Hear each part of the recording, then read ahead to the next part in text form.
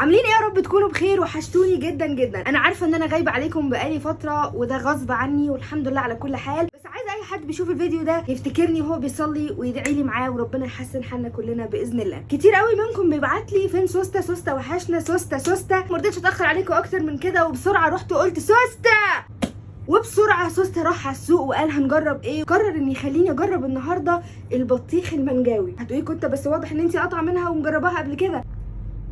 هقول لكم في حاجه تيتا بتكلميني يا كوتا؟ بتقولي ايه؟ بصور فيديو حبيبتي. في حاجه؟ عايزه تشربي من التلاجة؟ لا تلاجة ايه؟ بقول حاجه عايزه حاجه. عايزه حاجه من التلاجة؟ ماشي يا تيتا ماشي. المهم هتقولوا لي كنت هي اصلا مقطوعه وشكلك بتحكي علينا ومجرباها قبل كده. اقول لكم لا والله يا جماعه لسه التيكت بتاعها عليها اهي، ولكن سوسته كلمني من هناك وقال لي كنت الكيلو تقريبا بحاجه 20 جنيه. قلت له سوسته هات نجرب بس اي حاجه كده بسرعه، فجاب لي دي. تعالوا نجربها مع بعض واقول لكم رايي، لان بصراحه دي اول مره اجربها ومن السنه اللي فاتت عايزه اجربها وسالت عليها لقيتها غاليه جدا. مش طول عليكم ولكن يلا بينا. اكيد وحشتكم زي تجارب سوسته، والله بعدي عنكم كان غصب عني. وما تنسوش تدعوا لماما ربنا يكمل شفاها على خير، وربنا يا رب يشفي كل مريض.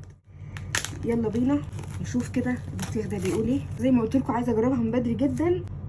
هو ريحته بطيخ عادي. من فتره كده عملت لكم فيديو عن البطيخ البهنساوي اللي هو طلع اسمه بطيخ نمساوي. معرفش ايه الراجل قال سوسته بطيخ منجاوي، يعني ما بطيخ عادي. معلش انا مش محترفه في تقطيع بطيخ خالص والله. بصوا هو شكله مبهج قوي في الصيف، يعني شبه كده الاناناس، وانا بحب الاناناس جدا. اللي جرب البطيخ ده فيكم يكتب لي في الكومنتات يقول لي رايه فيه ايه وحبه ولا لا. خلصنا بقى تقطيعه البطيخ وجه وقت ان احنا ندوق طيب هروح اجيب شوكه واجي لكم.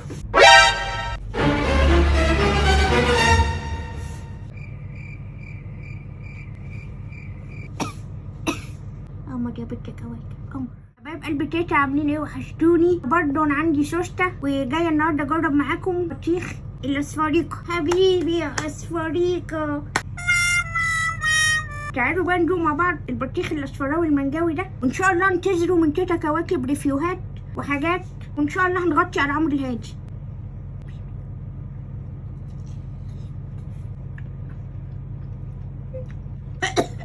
لا مؤاخذة يا حبايبي، الصحة على القد، بس انتوا هتستحملوني. عايزة اقول لكم ان هو طعمه زي البطيخ العادي، والله مفيش اختلاف فعلا، وبس لونه مش عارفة مين بقى ايه اللي حقنه، مش عارفة مين اللي حقنه، بس هو طعمه محلي بصراحة، يعني طعمه جميل. ايه ده يا تيتا؟ في ايه؟ انا بجرب مع المتابعين بتوعي. يا تيتا انا كنت بصور فيديو اجربه مع الناس يا تيتا. المتابعين بتوعي قالوا لي اجرب معاهم البطيخ الاصفراوي المنجاوي. طبعي ده في حاجة؟ مفيش حاجه بالهنا والشفا يا تيتا. امري لله اروح اقطع تاني. كنت سايبه حته بطيخه هنا. انا قصدك دي؟ دي. ما انا دي هاخدها. وحضرتك كمان هتاكلي دي؟ ليه وانا عرفتش ازاي هاكلها واكل الطبق؟ ما انا بقول برضو انا هدوقها لجارتكم وعاطي فوق عشان وعدتها اديها حته، كتبت لي في الكومنتات اللي عايز حته اكتب لي عليها في الكومنتات. يلا في طبق بقى هنا ايه، خديه ده مش عايزاه، سلام. حرام عليك يا تيتا. طب ادوق حته طيب. يا رب انا مش عارفه تيتا دي امتى هتمشي.